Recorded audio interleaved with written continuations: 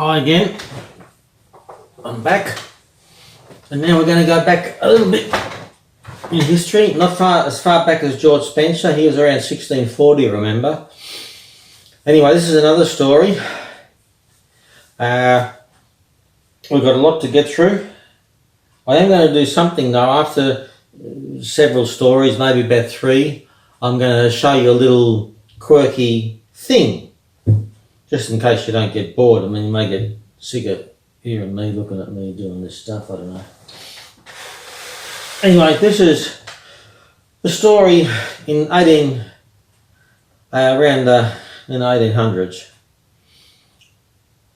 So, the same thing is, I've got to read it.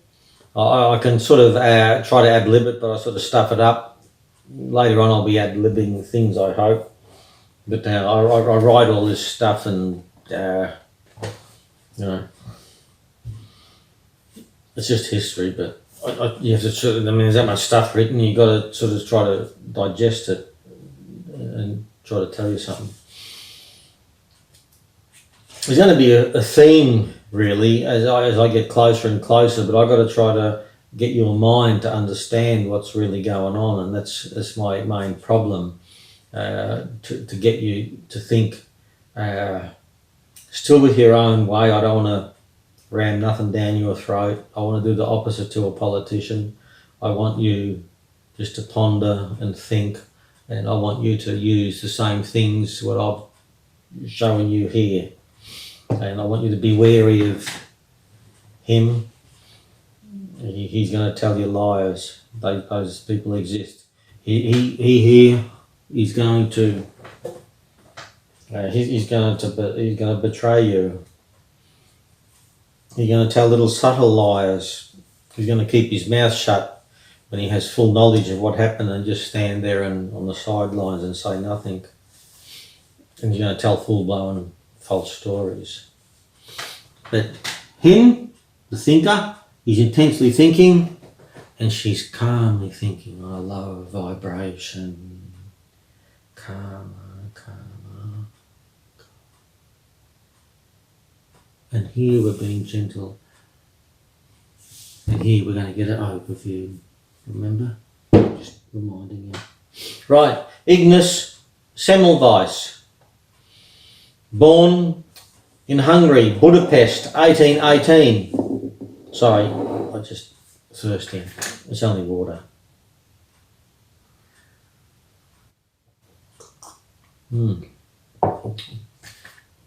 Really good water too.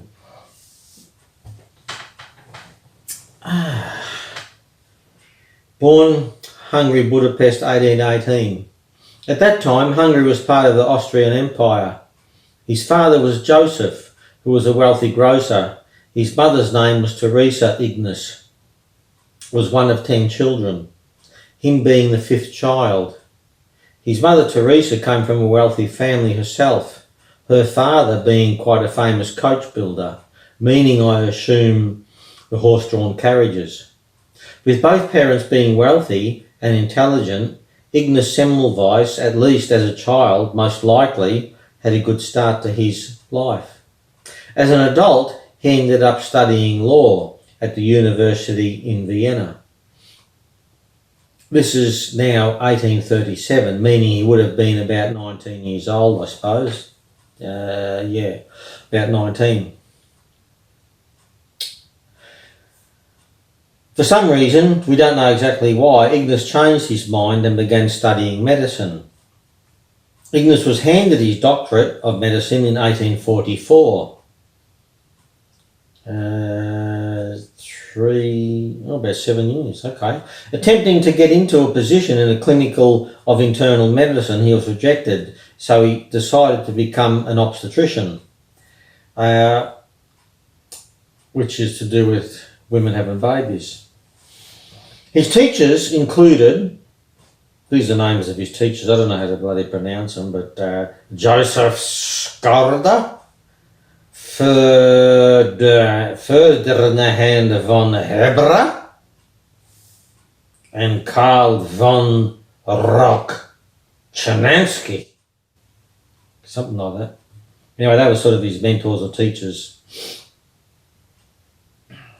He became an assistant to the Professor Johann Klein in the first obstetrical clinic of the first obstetrical clinic in Vienna General Hospital on July 1846.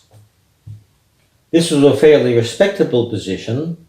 His task included helping with problematic births, also to examine the patients every morning before the Professor Klein would start his rounds.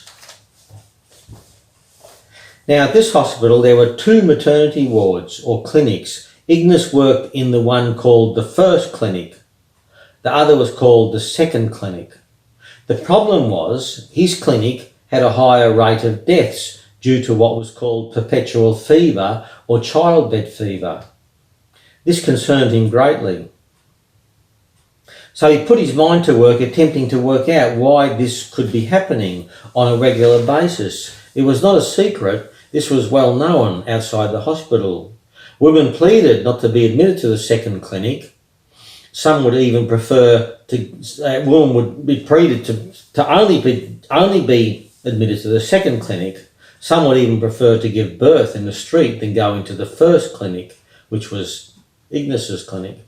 So Semmelweis started to eliminate certain things to see a better outcome. The second clinic was more overcrowded than his, so he eliminated crowdness. Also, the temperature and the climate was both the same in both clinics. He eliminated that.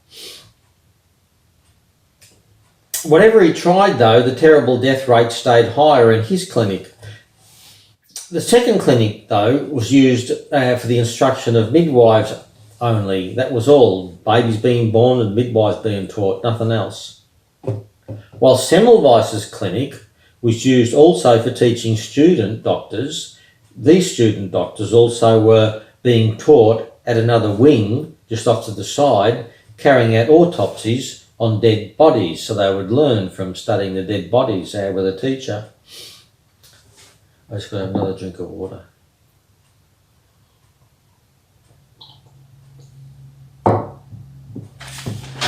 These students could be called from the autopsy room to come and help and learn in Semmelweis's maternity clinic when a woman was about to give birth.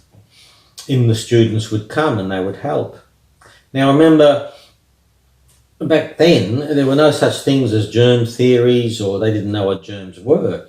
They just had no idea. The microscopes were just sort of being made, but they weren't available and they weren't enough really to see microscopic things that small quite yet. So germ theory wasn't about then. Anyway, so the medical students that were touching, learning from the dead bodies, then come into contact with the mother-to-be was of no concern to anyone, not even Ignace Semmelweis at that stage, until one day a student working on a dead body, by accident, jabbed a man. He was cutting with a scalpel of the dead body, and he cut a man next to him with a scalpel, just accidentally poked him. The man that got cut, his name was Jacob Koletzka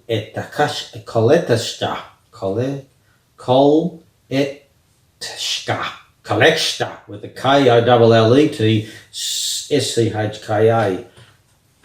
He was actually a good friend of Ignace's, and writing a bit small there. So this Jacob, after getting jabbed with a scalpel from a student, Jacob got very sick, and very soon he died. But he died in the same manner as the women that were dying in Ignace's maternity clinic. His autopsy displayed also the same results as the dead mothers, so this to Semmelweis was the first big clue. He did not know really why these students could bring such a disease to his clinic, but he seen now, he recognised a connection. So he thought, well, maybe some particle, something from the dead body in them or on them, while the autopsy was being done by the student, maybe being bring across to his clinic.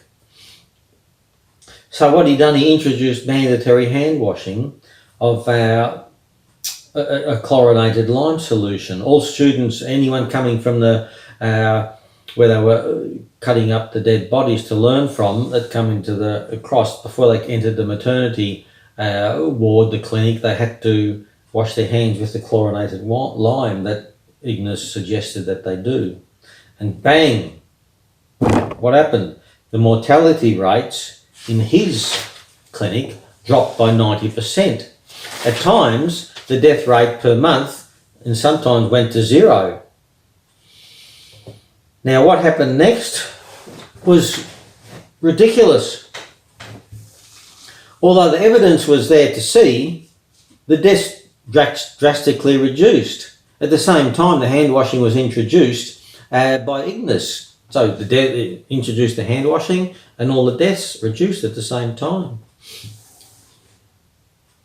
But Semmelweis, his fellow doctors, mocked such findings. The medical establishment was insulted by suggestions that they should wash their hands. Of course, Semmelweis, he had no physical proof or anything. It was only crude microscopes, were being made then. But, to see germs, understand bacteria, etc., was basically still in the future. No one knew about these things. All the same, Semmelweis had shown a reasonable common sense finding. It showed this disease was actually contagious. He claimed there must be something that transmitted from those dead bodies to the hands of the students and then to the mothers giving birth. But no, the doctors disagreed, putting their opinions front and centre. What the cause may be, some doctors said it was the thing known as dyscrasia, imbalance of the four humerus in the body. The treatment given was bloodletting. And other doctors said perpetual fever was due to uncleanliness of the bowels, so extensive purging was the treatment. Eventually Semmelweis was sacked, given the arse from that hospital. The establishment had had enough of all this hand washing business. What happened? The death rate went straight back up again. They still didn't take any notice. Did anyone care? No, they did not. Over the years he kept up the same strategy at another hospital, but was met with the same idiotic response. The doctors kept rejecting his method and the good results it gave. This led Ignace to become very frustrated.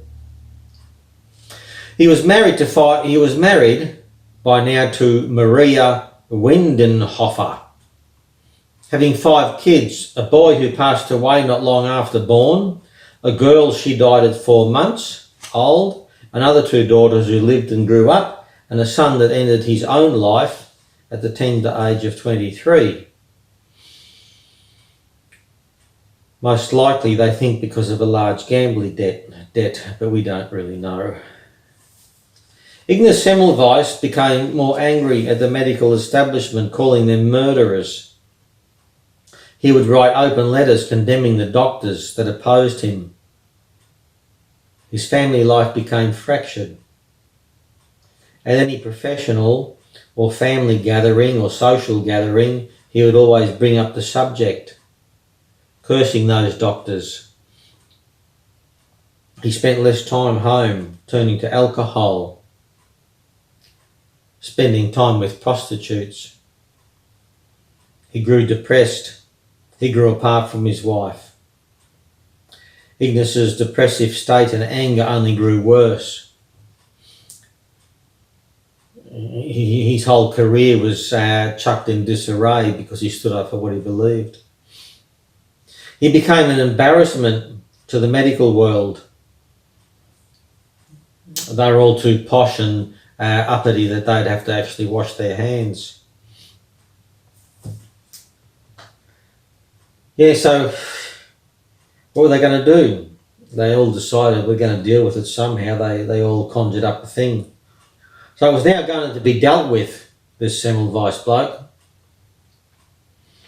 So in 1865, the 30th of January, 30th of July, Ferdinand Ritter von Berg, which was one of the original ones we said before, one of his original mentors and helpers, wrote Ignace a letter, luring Ignace under false pretense of visiting one of Ritter von Hebre's new institute to a Viennese insane asylum that was in a town of Vienna, of Austria, Lazaradegasa. I'm not sure how to pronounce that place, but anyway, in that town or village, there was a new insane asylum. Ignace decided to go. He sort of trusted von Hebre, so Ignace decided to go, accepting the invitation to visit the new project of von Hebre's. He arrived at the asylum.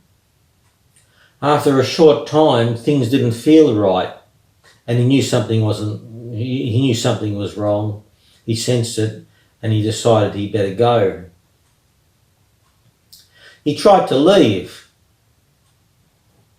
but several guards stopped him. He struggled. The guards gave him a brutal beating. He was then forced into a straitjacket. That's where they put a straitjacket that's covered at the front and two long sleeves and long here, and they pull it away, and the ropes are connected here, and they tighten you. You can't move. Ignace was forced into a straitjacket after he was giving a brutal beating. This is Ignace, by the way. He was picked, that was about, I think he was about 45 or something then. I mean, how in the hell could you beat up on a bloke like that? Well, easy if you're a mindless thug. Mindless people create mindless acts. That's Ignace Semmelweis. He was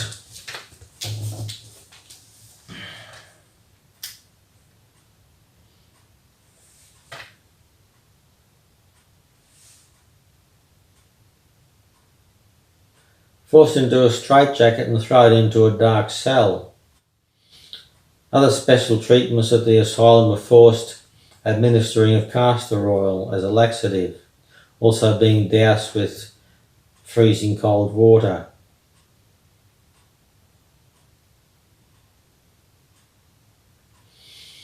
Ignace died in the asylum after only 2 weeks. August the 13th, 1865. He was 47 years old.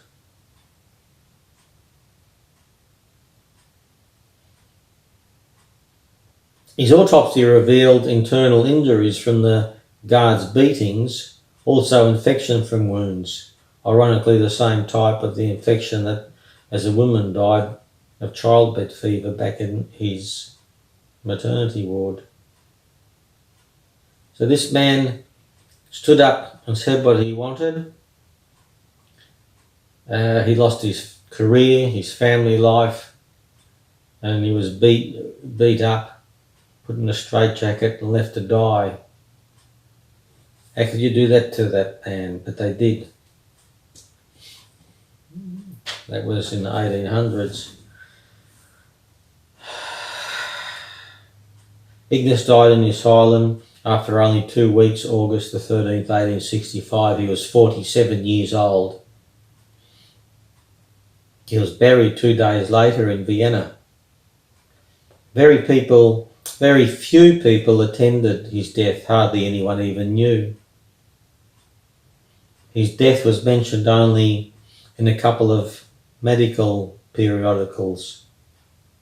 But the Hungarian Association of Physicians and Natural Science, which Ignace was a member of, had rules that all deceased members would be given a commemorative address to be delivered in their honour of that member who had died.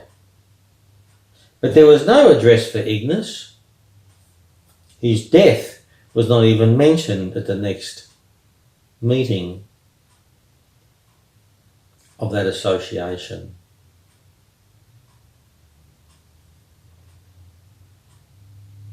Years after his death, the famous French scientist Louis Pasteur and Joseph Lister confirmed germ theory, endorsing exactly what Ignace was claiming. Only then its practice of hygienic methods were used and implemented far and wide all over the world. This really made him, Ignace Semmelweis, the father of germ theory, or as the first man to discover or to recognise antiseptic. The guilt of the way this man was treated by his so-called superiors, by his country, be it Hungary or Austria, was felt. The people at least recognised now what horror they put an innocent, intelligent man through. His remains were taken to Budapest in he was taken out of his grave, dug up from Austria, and he was taken to Budapest in 1891 and buried. Again, he was taken out of a grave in 1964. Even after that was, I was born 1959. So even in my lifetime, he was dug up again, and then they transferred his body to the house which he was born in, which was to become a museum and a library honouring Ignace. In 2008, Austria minted a commemorative gold coin picturing Ignace Semmelweis on it.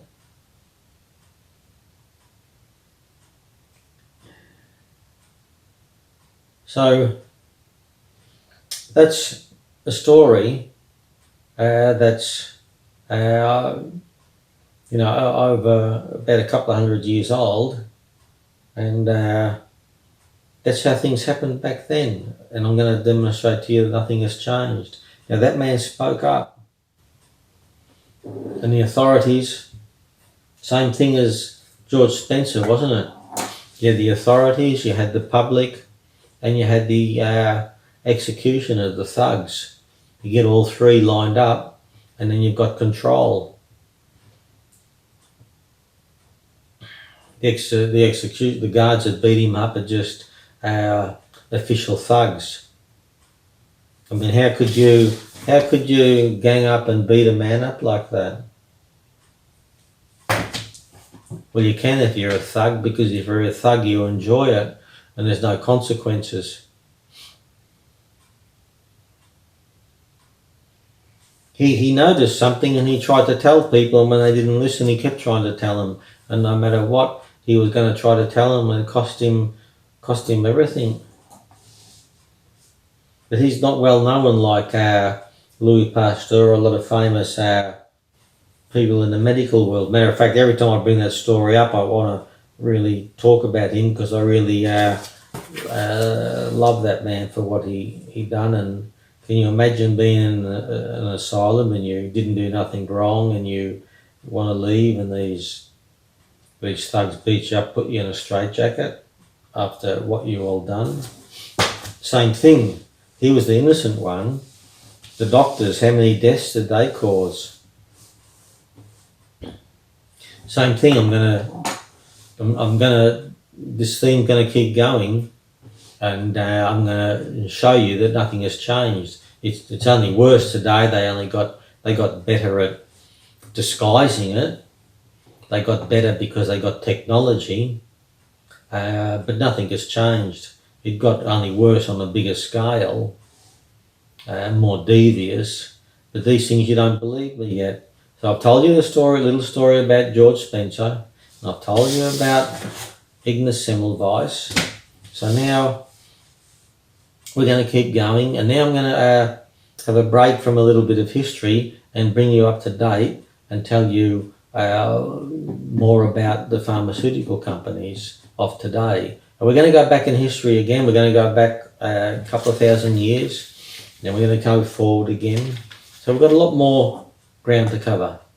Thanks for listening again. I really appreciate it. I really hope you keep listening because I do want to change your view of how the world worked.